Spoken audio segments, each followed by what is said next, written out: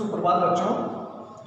आज हम बात करेंगे लिंग निर्धारण, मतलब किस प्रकार से हम पता करें कि ये शब्द स्त्रीलिंग है और ये शब्द पुल्लिंग है।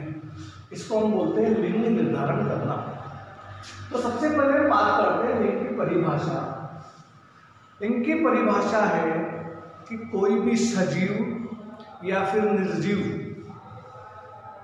आदि को हम देख करके ये कैसे पता लगाएं कि ये पुरुष है या फिर महिला है। अगर वो पता हम लगा लेते हैं तो उसको हम बोलते हैं लिंग निर्धारण। लिंग शब्द का मतलब क्या हुआ? सजीव या निर्जीव में स्त्री और पुरुष जाति का बोध कराने वाले शब्द लिंग कहलाते हैं। अब बात आती है भेद। भेद में हम क्या करेंगे?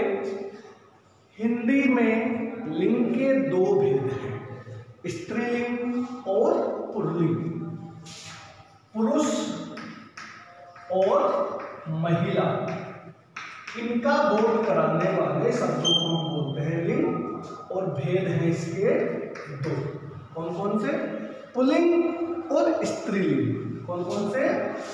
एक तो है पुल्लिंग और दूसरा है स्त्रीलिंग।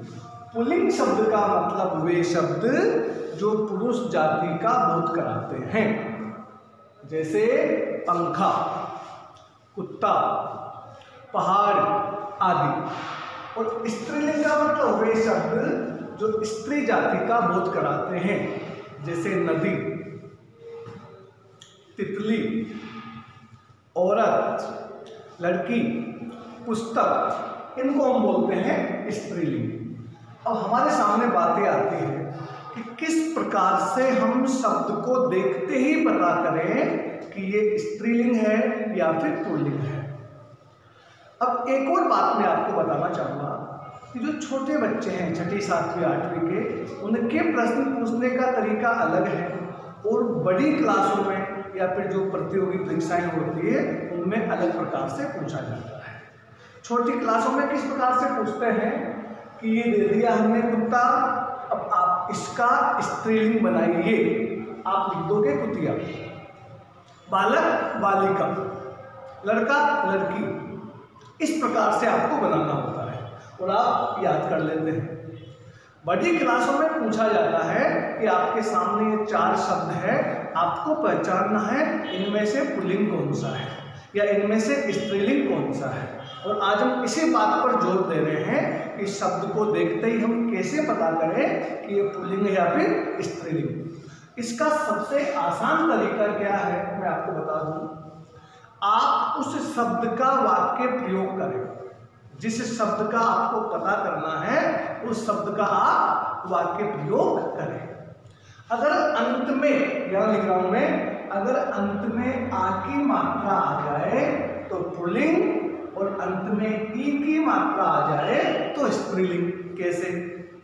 मैं, जैसे पुस्तक शब्द है, अब मैं एक वाक्य प्रयोग कर रहा हूं, मैंने पुस्तक पढ़ी।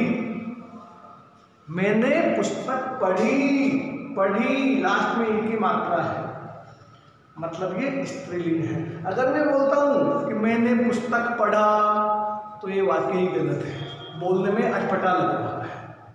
तो इस प्रकार से ई की मात्रा अंत में अगर आती है तो स्त्रीलिंग है और आ की मात्रा आती है तो वो फिर पुल्लिंग है। जैसे मैंने दूध पिया, मैंने दूध पिया, लास्ट में आ की मात्रा आई तो आप कह सकते हो कि ये पुल्लिंग है। बच्चा गिरा और बच्ची गिरी, आ और ई, तो आप पता कर सकते हैं आराम से कि अंत में अगर आ की मात्रा आ रही है तो पुल्लिंग और ई की आती है तो स्त्रीलिंग। अब हम बात करते हैं कि देखते ही कैसे पहचाने। एक तो तरीका हो गया ये वाक्य प्रयोग करके। दूसरा तरीका ये है कि जैसे कुछ नियम बना दिए हैं कि जितनी भी नदियों के नाम हैं, जितनी भी नदियों के नाम हैं उनमें से अधिकतर नाम स्त्रीलिंग में होते हैं। अब इसमें कुछ अपवाद होते हैं। अपवाद का मतलब है कि नदी का नाम तो है लेकिन वो पुल्लिंग में है, जैसे गंगा, जमुना, सरस्वती, सब नदियां स्त्रीलिंग में है, पुल्लिंग में कोई नहीं है। एक ब्रह्मपुत्र नद है, एक ब्रह्मपुत्र और वो नद है, इसलिए वो पुल्लिंग में है। उसके अलावा सब स्त्रीलिंग में, गंगा, जमुना, चंबल, बनास, माही, गोदावरी, इस प्रकार से। दूसरा, तिथियों के नाम। अब ये तिथियां क्या होती हैं? हम बोलते हैं ना, अमावस्या, पूर्णिमा, प्रथमा, द्वितीया, तृतीया, चतुर्थी, पंचमी, अष्टमी, नवमी, ये सब तिथियों के नाम है और ये सब हमेशा स्त्रीलिंग होते हैं। भाषाओं के नाम देखें आप, हिंदी, अंग्रेजी, चीनी, उर्दू, पंजाबी, मराठी, बंगाली, सब किसमें है? सब स्त्रीलिंग है। अब जैसे आपसे 4 उत्तर पूछे, 4 शब्द दे दे, फिर पूछे कि बताइए कौन सा स्त्रीलिंग है। अब मान लो अगर उनमें से कोई भाषा का नाम है, तिथि का नाम है, नदी का नाम है, देखते ही पहचान लोगे आप लोग। फिर है, ये हो गया। इसके बाद अब हम बात करते हैं समूह का बोध कराने वाले शब्द। समूह का बोध कराने वाले शब्दों का मतलब ये हुआ कि ग्रुप में हो तो उनमें भी बहुत सारे शब्द स्त्रीलिंग में होते हैं, बहुत सारे पुल्लिंग में होते हैं। अब कौन कौन से स्त्रीलिंग में होते हैं वो मैं आपको बताता हूं। सेना, भीड़, टोली, सरकार, सभा, मंडली, कमेटी, संसद, प्रजा, पार्टी, ये सब क्या है? ये सब स्त्रीलिंग है। लेकिन इनमें से कुछ पुल्लिंग में भी हैं अपवाद स्वरूप, जैसे समाज, जब परिवार, कुटुंब, झुंड, इस प्रकार से। अब हम बात करते हैं, ये तो बात हो गई स्त्रीलिंग की, अब हम बात करते हैं पुल्लिंग की। जितने भी देश हैं, जितने भी देश हैं, सबके नाम पुल्लिंग हैं, 1-2 को छोड़कर। भारत, जापान,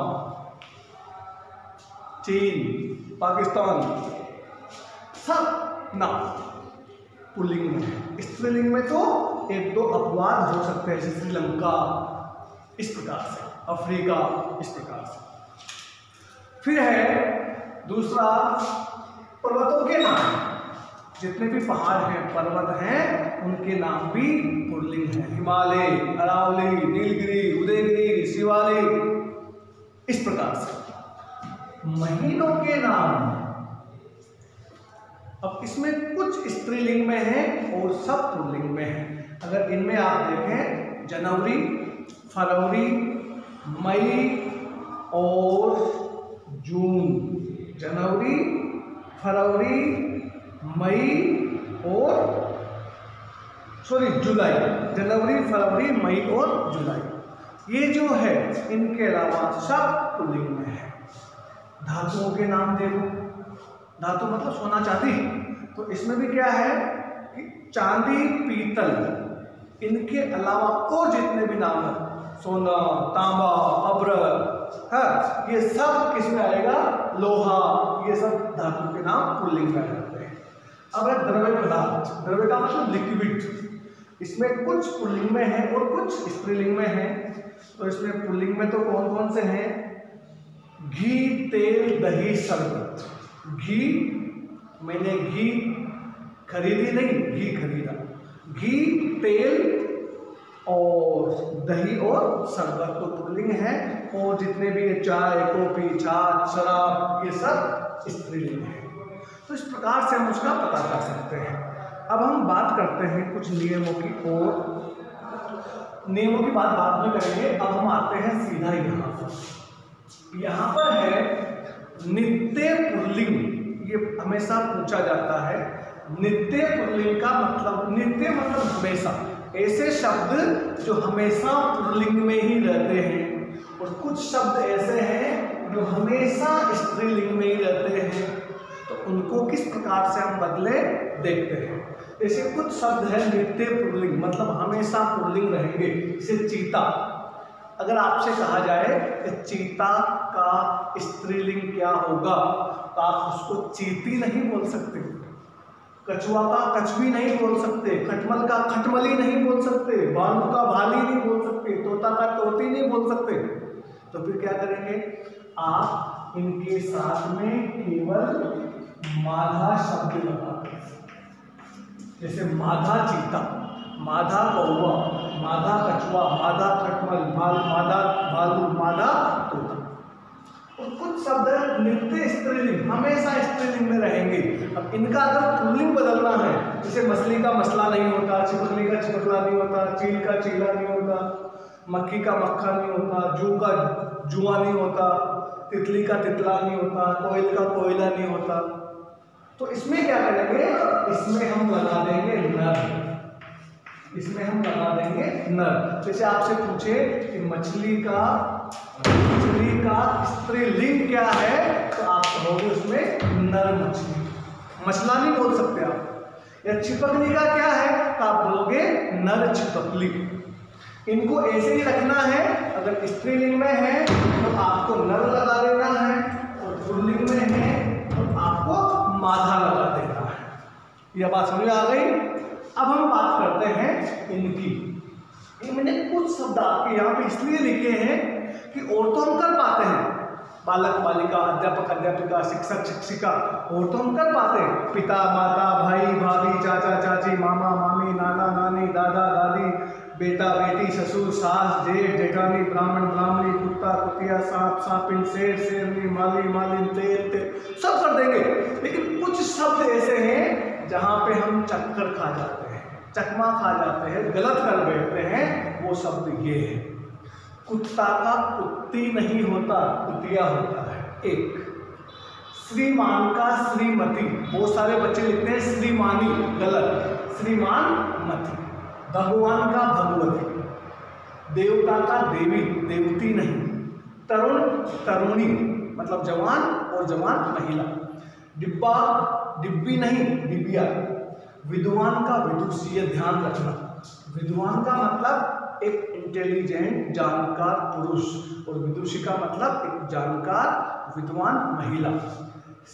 ये ध्यान रखो, सम्राट बहुत पूछते हैं, सम्राट का सम्राटी नहीं होता, साम्राज्ञी। सा फिर माँ, फिर इसमें र निकालो और ज्ञानी वाला गए, साम्राज्ञी। याद रखना इसको, हमेशा पूछा जाता है प्रश्नों। ये 3-4 आपको हमेशा पूछे जाते हैं। कवि का कवयित्री, ध्यान रखो, देखो मैंने कैसे लिखा है, कव में कोई मात्रा नहीं आएगी, इतनी मात्रा है, कवयित्री। ऐसे युवक का युवती, युवकी नहीं, युवती होता है। उसके बाद में और हम बात करें, जैसे प्रिय, तो प्रिया, प्रिय का प्रिया, कबूतर कबूतरी, देवता देवी, छात्र छात्रा, पुत्र पुत्री, देव देवी, दादा दादी। उसके बाद सुंदर सुंदरी, नर नारी, मोटा मोटी, बंदर बंदरिया, बंदरी नहीं बंदरिया, बच्चा बच्ची, मुन्ना मुनिया, चूहा चुहिया, बुड्ढा बुढ़िया, लोटा लुटिया, बूढ़ा बुढ़िया, दर्जी दर्जिन दर्जिन, और सिंह का सिंगनी। तो इस प्रकार से हम पता लगा सकते हैं। अब मैं एक उदाहरण आपको देता हूँ, मैं यहाँ पे उदाहरण आपको देता हूँ कि किस प्रकार से आपको पता करना है। प्रश्न दे दिया, स्त्रीलिंग, स्त्रीलिंग शब्द पहचानिए, ये सब आपको पहचानना है। अब आपको वहां दे दिया चांद, दूसरा आपको दे दिया है वहां पर सोना, तीसरा आपको दे दिया वहां पर हिमालय, पांचवा दे दिया आपको यहाँ पर गंगा। अब आपको इसमें से पहचानना है तो आप क्या करोगे, एक तो इनको देख के पहचान जाओगे, ये क्या है, ग्रह का नाम है, ये धातु का नाम है, ये पर्वत का नाम है, और ये नदी का नाम है, और नदी के सभी नाम स्त्रीलिंग होते हैं। एक तो इस प्रकार से आप पहचान जाओगे। दूसरा, आप पहचान जाओगे इनका वाक्य प्रयोग करके। वाक्य प्रयोग करके कैसे?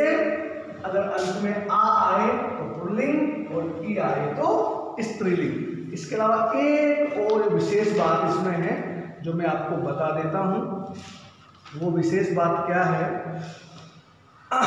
कभी कभी एक ही शब्द जब उसके पर्यायवाची का आप प्रयोग करते हैं तो उसका लिंग बदल सकता है। जैसे नेत्र, तो नेत्र पुल्लिंग है, लेकिन अगर नेत्र की जगह हम आंख लिख दें तो आंख स्त्रीलिंग है। इस प्रकार से आपको ध्यान रखना है। और अंत में एक बार फिर मैं आपको बता देता हूं, इनमें से एक या दो प्रश्न आते हैं छठी, सातवीं, आठवीं में। 10वीं क्लास के लिए बहुत महत्वपूर्ण है ये चीजें, क्योंकि उनको लिंग पुल्लिंग नहीं पूछता, वो सीधा आपसे पूछता है पद परिचय बताइए। आपसे क्या पूछता है? वो पद परिचय पूछेगा। और पद परिचय का मतलब हो गया कि आपको सीधा इनके आधार पर पहचानना है और उसका आपको पता करना है। ठीक है, ओके, तैयारी करें अपने आप लोग।